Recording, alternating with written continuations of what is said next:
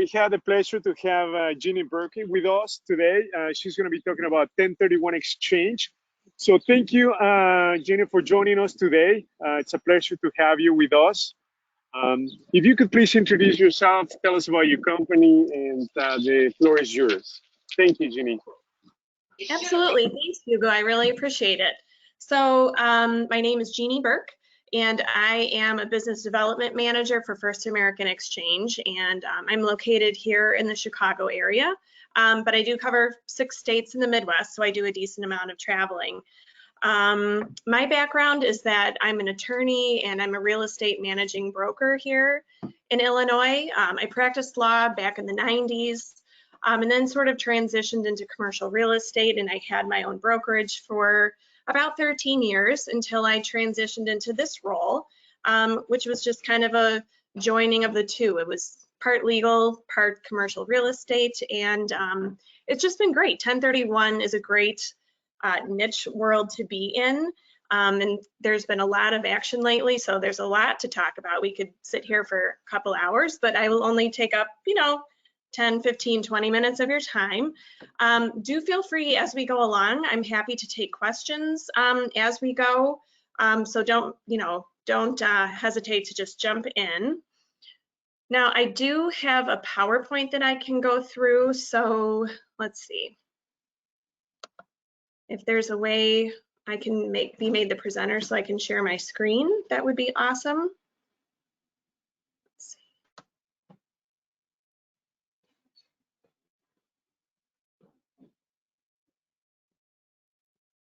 see. And let's see. Not quite sure if I'm doing that right. I just pressed the screen button, correct? I'm going to make you the presenter. Hold on a second. Oh, okay.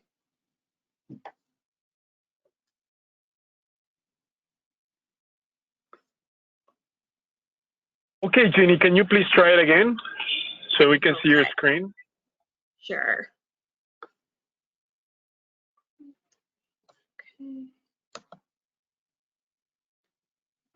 Okay. Let me know if you can see my screen. Now we can see, Jeannie. Oh, great, perfect. Okay, very good. So we'll just kind of jump right in. So this is the presentation that I give quite often, and if I go into a great deal, it's usually about an hour and 15 minutes. If that's ever something that you or any of your clients or associates might like, always feel free to get a hold of me. I'm happy to do something like that for you. So we'll just jump right in now. So let's talk about what a 1031 exchange is. Well, it is more commonly referred to as a like-kind exchange, so a lot of you may have heard that more so than 1031 exchange itself. And what it does is it allows an investor to defer paying capital gains tax when they sell investment or business property, as long as they plan to buy another similar property within a relatively short period of time. So there are some rules that they have to follow. There's 1031 rules that we'll touch on today. But on the screen now are the 4 basic things that will be the theme of the whole talk. So it allows the investor to defer paying capital gains tax when they sell and acquire like-kind properties. Both properties have to be held for investment or for use in their business, and then they have to follow the certain 1031 rules. So here's an example as far as why someone would want to do a 1031 exchange and what the effects would be if they do not do an exchange. So let's say that someone is selling an investment property for $1 million, and let's say that they bought it years ago for $300,000. So in very round numbers, they will have $700,000 of gain. So that $700,000 is the amount we're going to be talking about. That is the amount that that investor would pay tax on. So let's talk about how much tax that would be. So federal capital gains taxes are either 15 or 20%, dependent upon income level. In some states, there is also a state capital gains tax, and here in Illinois, that's 3.8%. There's also something called the Medicare tax, which is essentially an additional federal capital gains tax of 3.8%, but that is only payable to the extent that the investor makes a certain amount of income. So in this situation, the total tax could be anywhere from $131,000 to $193,000 on that $700,000 of gain. Now, in addition to that, there is another tax called depreciation recapture. And what this means is that if this investor has taken a deduction on their tax return every year for depreciation, they would have to go back and total up the deductions that they've taken for depreciation, and 25% of that total will be an additional tax payable when they dispose of this property. So that depreciation recapture can be an enormous amount.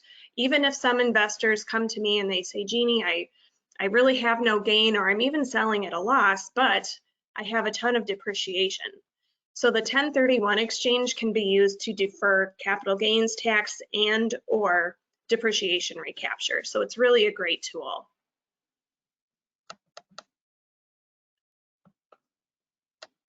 Okay, so now we're just going to go over the basic rules of 1031 exchanges. We'll touch on each one of them. Quick question. Is that 25% of that amount, or is that like, could you just kind of explain the 25%? Okay, sure. So if you have owned this property for 10 years, and every one of those 10 years on your tax return, you've taken a deduction for depreciation. You go back to those 10 tax returns and add up each of those deductions. So let's say over the course of 10 years, you've taken $100,000 in depreciation. 25% of that $100,000, so in other words, $25,000 is going to be an additional federal tax payable when you sell that property. Okay, I was wondering if it's 25% and that's the tax amount like you said, or 25% is like taxable, so then you put whatever tax rate on that. So thank you. Oh, I see. Right. No, it's the total of the depreciation that you've taken. 25% of that is an additional tax. Very good question though. Okay, so, oh, we didn't go through these, sorry.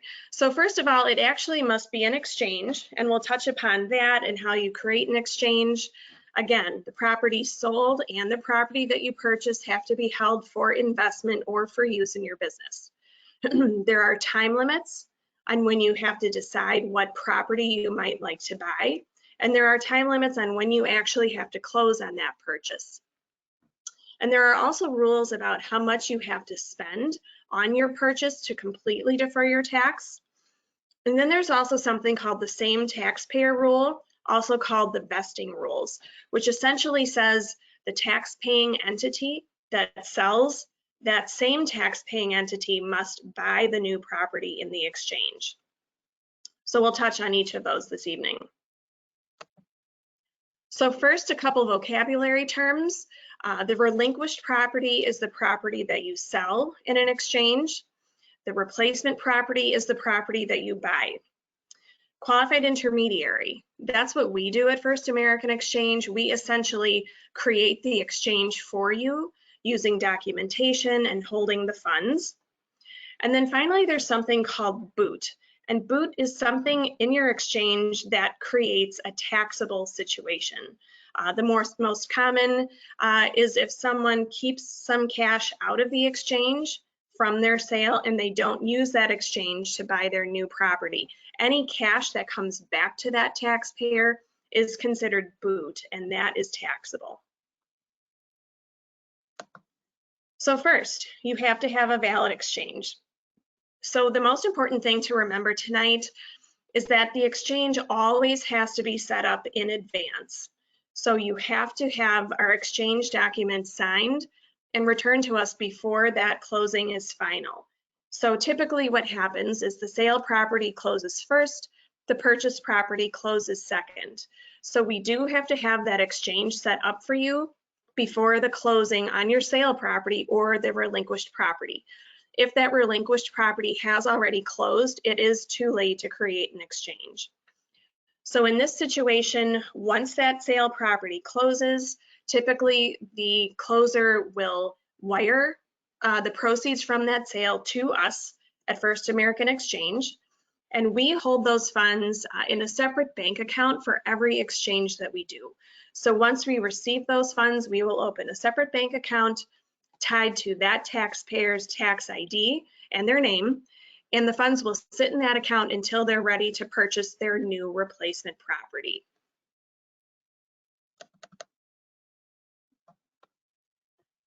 So when you talk about like-kind exchanges, what can you sell, what can you buy in an exchange?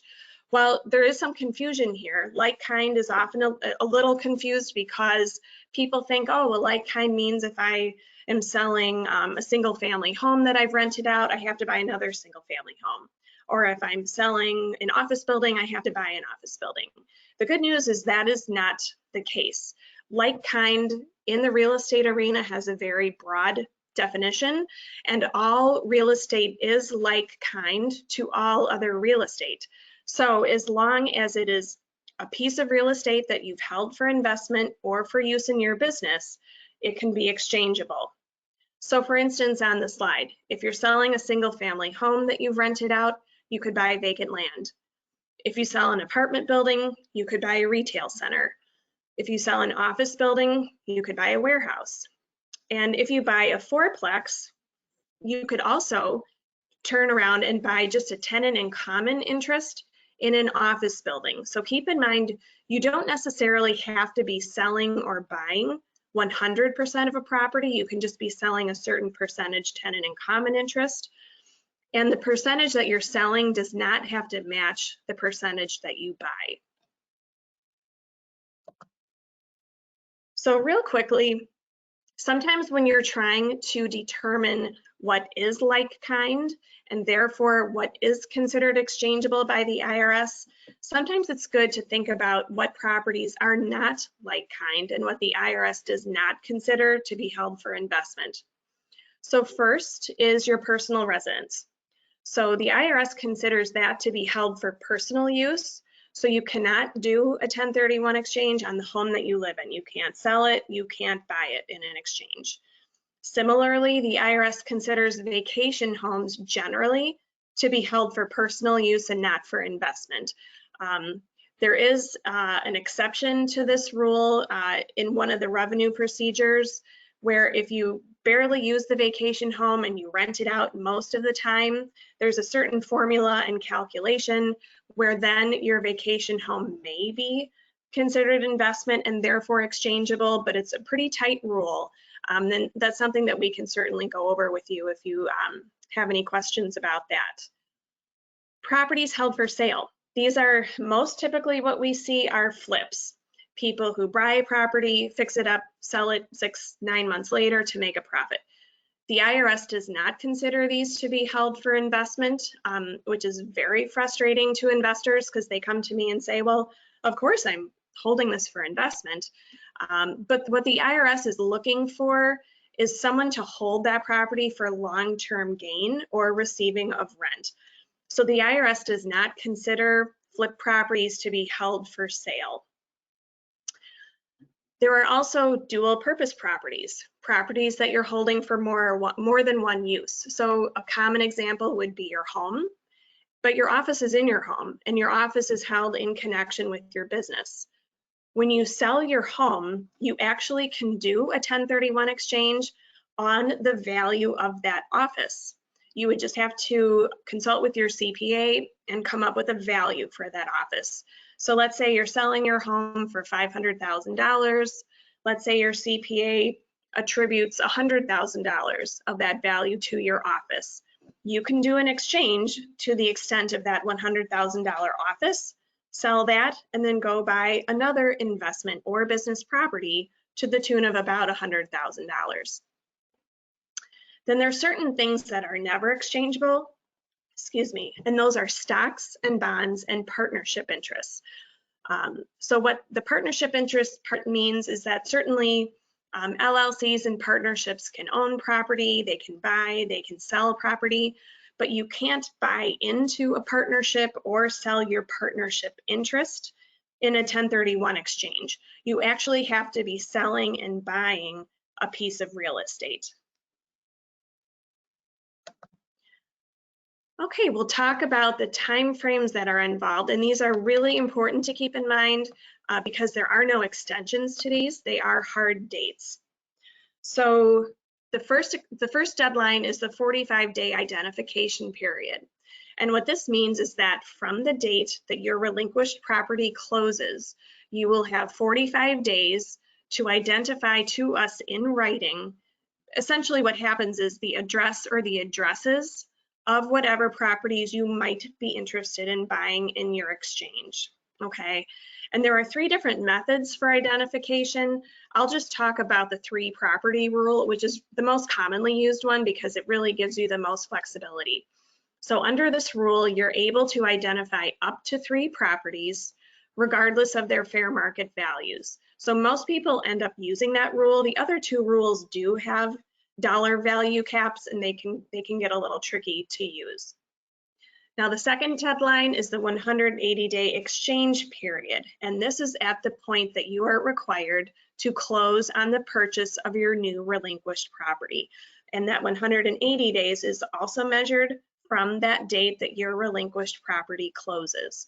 So from that date, you have 45 days to identify and 180 days to actually close on that purchase. So here's a timeline of what this looks like. And it's really important how you count the days because, as I mentioned earlier, there are no extensions. So day 0 is the day that your relinquished property closes. Day 1 is the day after that closing. Day 45 is when you have to identify replacement property.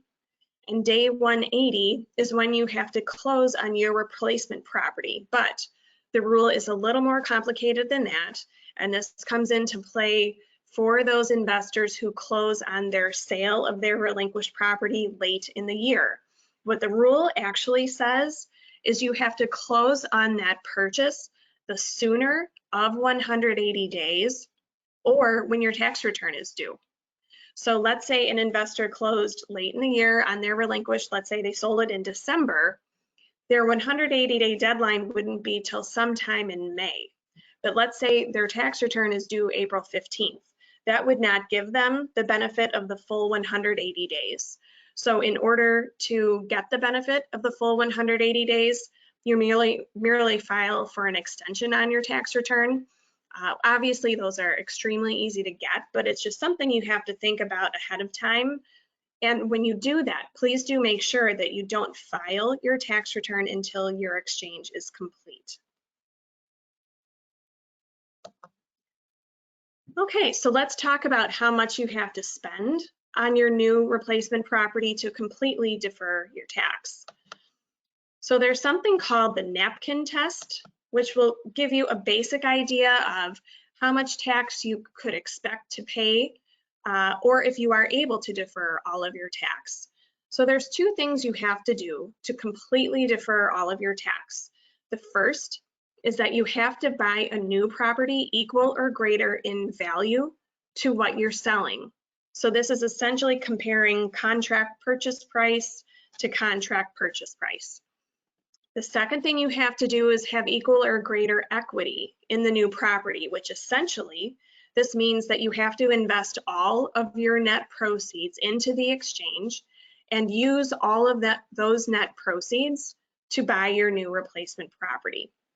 So if you don't do both of those things, you look at which leg of the test you exchange down in value the most, which the largest difference is, and that is the amount that you could expect to pay tax on. So I know that sounds a little complicated, so I have a couple examples here. So in this first example, you have a relinquished property that you're selling for $300,000. There's a $100,000 loan on it, so you have $200,000 in equity. That's the $200,000 in proceeds that will be coming back to you. Your replacement property, you're buying for $300,000. But you're taking a loan for $150,000 because you're only putting down $150,000. So here you are buying something equal or greater in value, so that first leg of the test is met.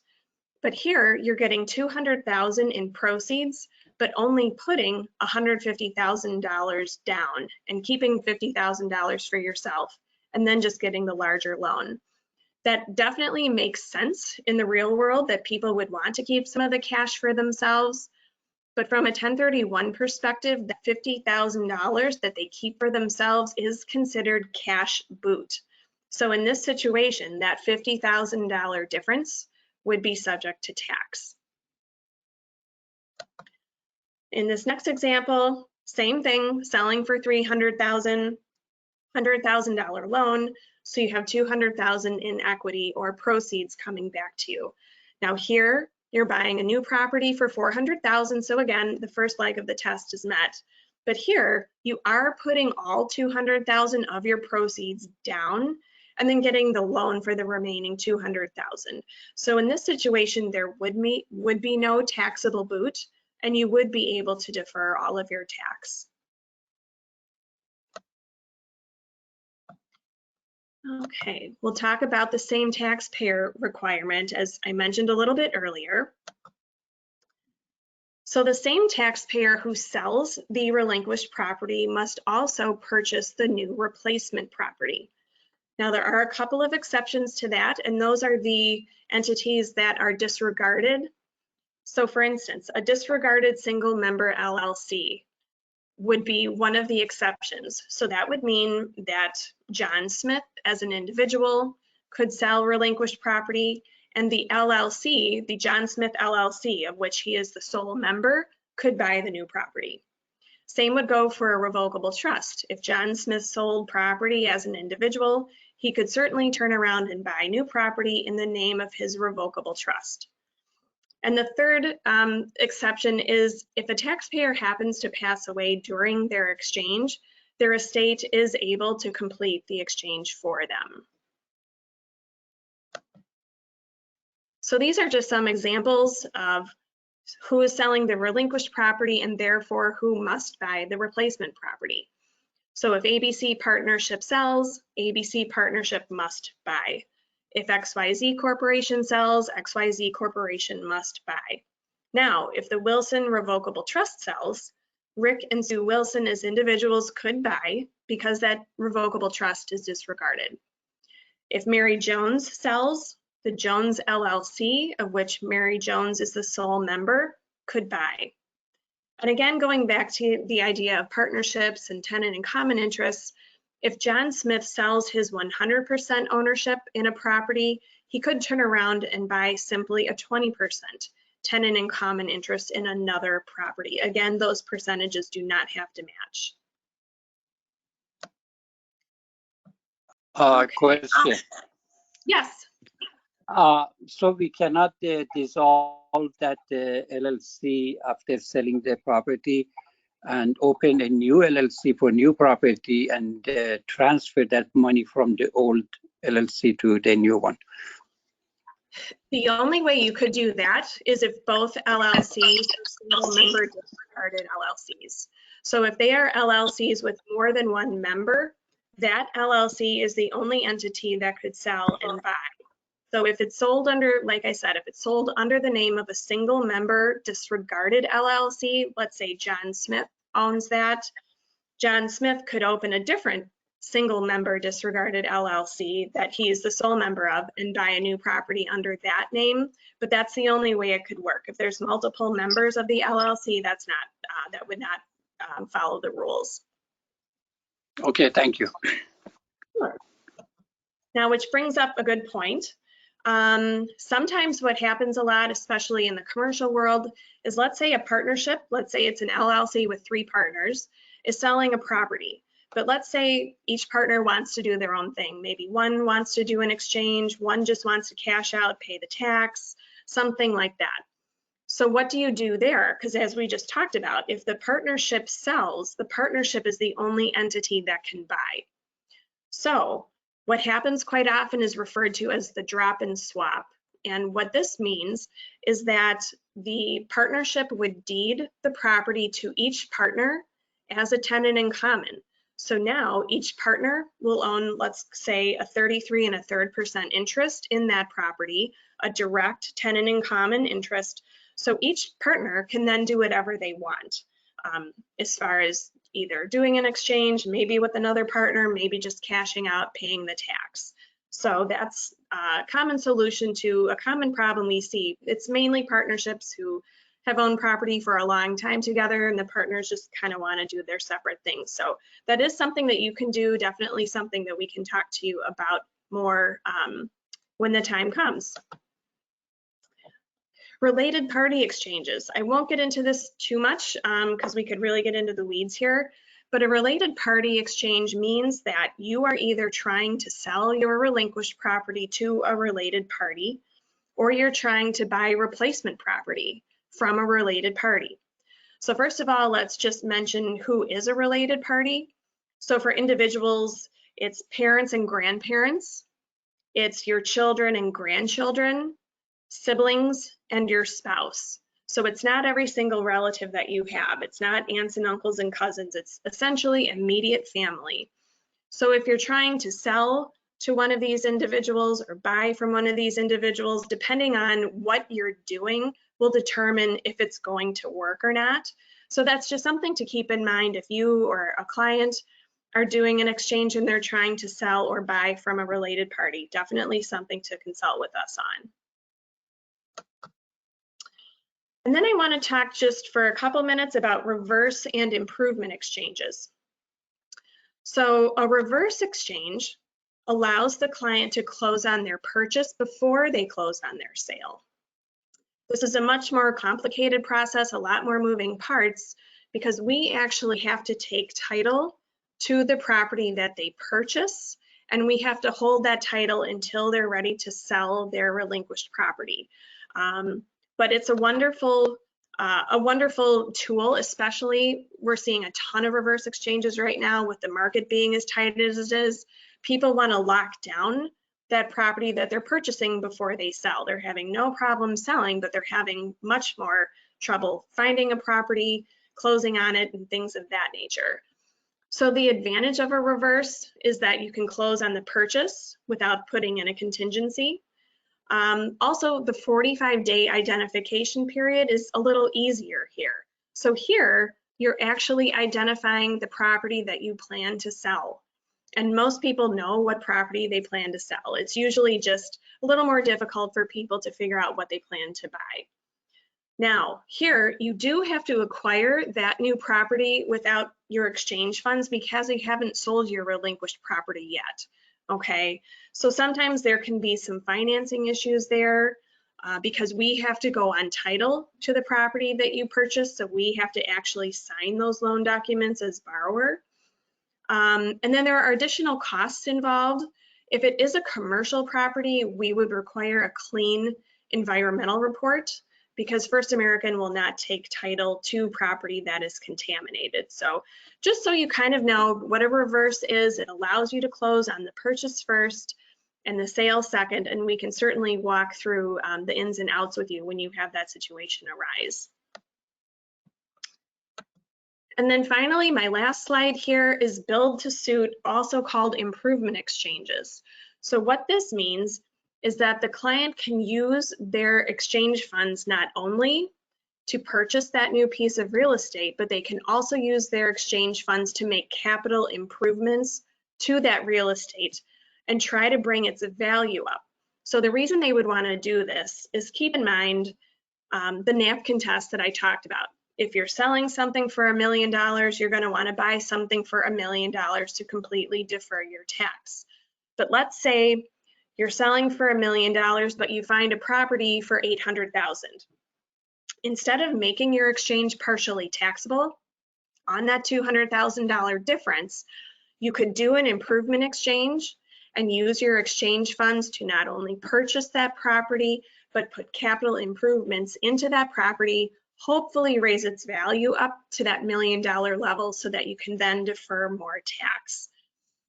So there are the same time limits as we've talked about before, 45 days to identify, 180 days to close. So we can, in this situation, we also have to hold title to that property that you purchase while you make those improvements, and we can only hold title for up to 180 days. So it gives you only up to 180 days to make whatever capital improvements you can to bring up the value. So again, it's a great tool, but there's a lot more moving parts. Just like in a reverse exchange, they are much more expensive to do.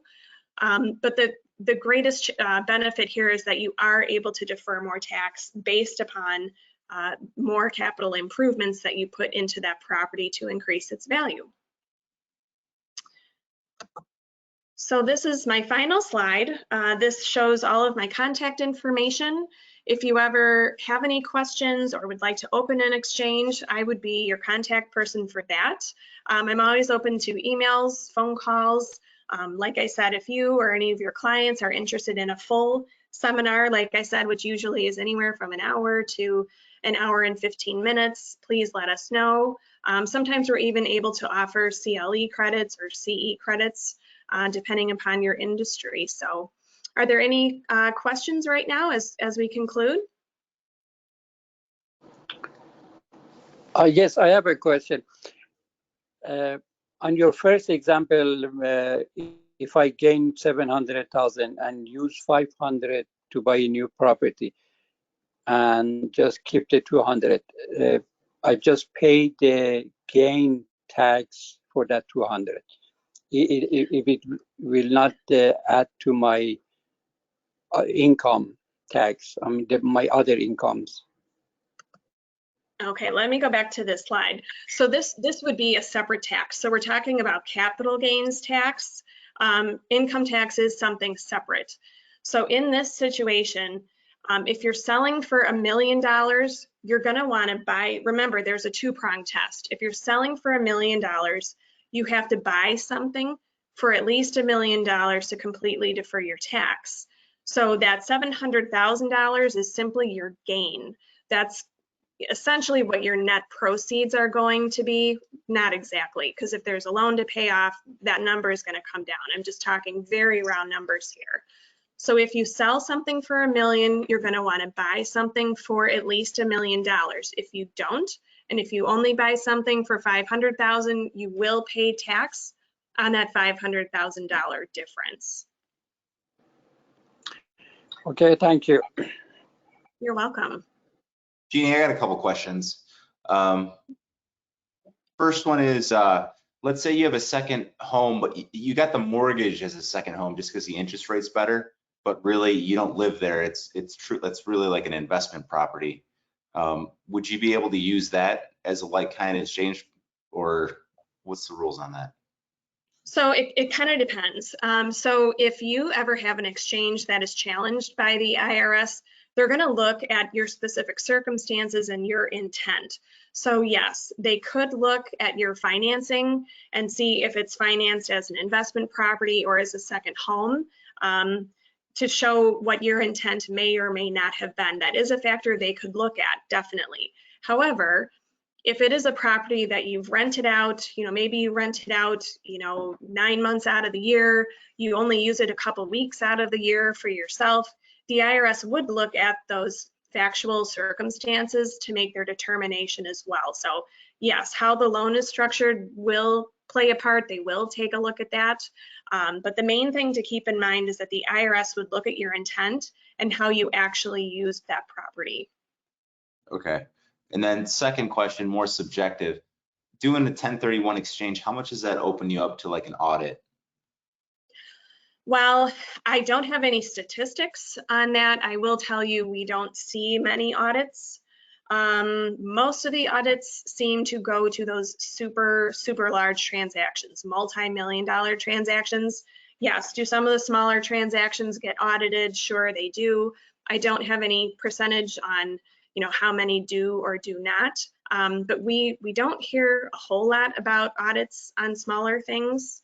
If you have a $100 million transaction, there's probably a better chance of that because there's a lot more tax money that the government is deferring. Yeah, awesome, thank you. Third question, let's say you have a regular home and you have an investment home. At what point would you say is a good point to start up an LLC and put everything in like the LLC, and then what does that process look like in terms of like So, transferring funds and stuff like that? sure. So that's actually a great question for your CPA as far as how you want to structure things for the best financial advantage for yourself. The general rule that most tax advisors will agree on, however, is when you, let's say you buy a new replacement property in an exchange, most tax advisors are going to say you're going to want to hold that property for a requisite period of time for the IRS not to take a look at it and think that something was going on to skirt the rules. So most tax advisors will say hold that property for at least a year, maybe 2 years. Some will say a year and a day so that it appears on 2 subsequent tax returns. But you will want to hold that new property in the manner that you purchased it for a certain period of time for it to actually be considered an investment property to the IRS. Okay. And then just idea of costs of like of using you guys and setting up like a 1031 through you guys. You mentioned that it might be more expensive to set up a 1031 if we're using the funds for improvements. Could you just give us like an idea of like what it would cost in addition to everything, kind of setting it up with you guys? Sure. So our fees for just a regular forward exchange, we have 3 different tiers. So any relinquished property that sells for under $1 million, we would charge $895. Any relinquished property that sells for anywhere between 1 and 5 million, we charge $1,395. And then anything at all over 5 million, we charge $1,995. For a reverse or an improvement exchange, you're looking at a fee of anywhere between $7,000 and $10,000, I would say is average. Sometimes it could be a little bit less than that. Sometimes it could be even more depending on the complexity. Do you see people using those improvements, the not the forward one, what was it called? Sorry. Reverse. So the reverse. Mm-hmm. You see people using the reverse? Like, where do you see that amount of money starting at? It totally depends.